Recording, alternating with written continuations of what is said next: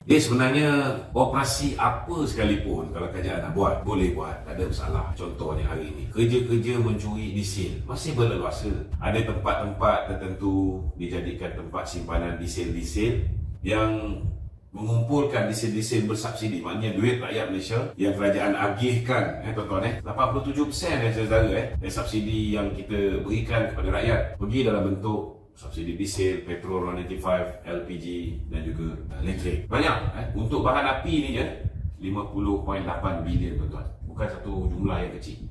Elektrik mungkin besar jugalah, 9.8 bilion. Total 60.6 bilion. Jadi saya minta lah kalau boleh kerajaan fikir balik. Kalau dia nak buat penguatkuasaan dari segi mengekang pembelian diesel bersubsidi dan kemudian dijual kepada industri, boleh buat. Bukan kita tak boleh buat, kita pun boleh bantu kerajaan untuk kenal pasti kawasan-kawasan. Saya nak beritahu, mencuri subsidi diesel ini kira mencuri lah. Sebab sepatutnya diesel yang bersubsidi ini, kalau satu lori itu 80 liter ataupun 100 liter dia boleh isi, bukan susah sangat. Kalau kita tengok lori itu berhenti lebih daripada masa yang sepatutnya, kita dah tahulah bahawa lori-lori tersebut telah dimodify. Contohnya kalau lepas pengisian, meter tu jelas menunjukkan dia boleh isi 200 liter. Itu pun bukti yang kukuh bahawa berlakunya pencurian diesel. Dan kemudian ada tempat-tempat tertentu digunakan oleh sindiket-sindiket ini untuk mengumpulkan diesel-diesel bersubsidi ini, kemudian dia jual kepada industri.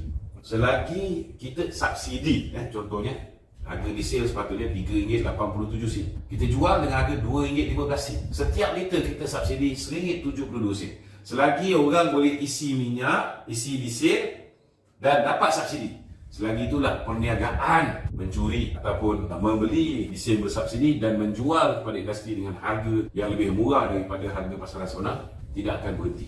Jadi kena suka tak suka lah. It's not easy to decide on this. Tapi kerajaan perlu hentikan subsidi pukal dan kemudian berikan bantuan kepada rakyat dalam bentuk bantuan tunai.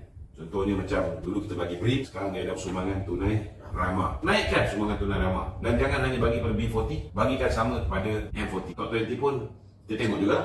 Kalau top 20 itu sekadar gaji dia baru 10,500. Kalau sebelum Wadid Rafizi buat penarafan baru tahap kategori keuangan seseorang daripada sistem B40, M40 dan top 20 ni, nak ubah kepada kaedah tunai boleh guna, belum ke tahap tu. Maka buat masa ni, the best way ialah bagi subsidi.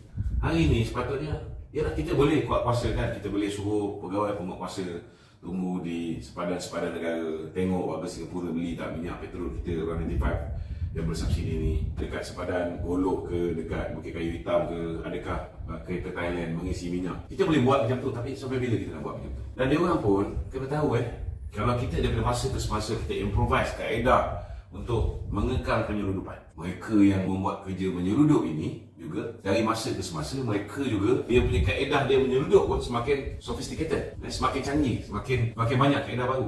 Contohnya macam kalau kita terus-menerus memberikan subsidi kepada nelayan, bukan semua subsidi itu nelayan nikmati untuk dia turun ke laut kan. Ada juga penyalahgunaan subsidi-subsidi nelayan ini. Jadi the best way you bagi terus direct tunai kepada nelayan supaya nelayan-nelayan ini tidak menyalahgunakan dan tidak ada pihak yang mencuri pula subsidi diesel nelayan ini dan kemudian menjualnya kepada industri.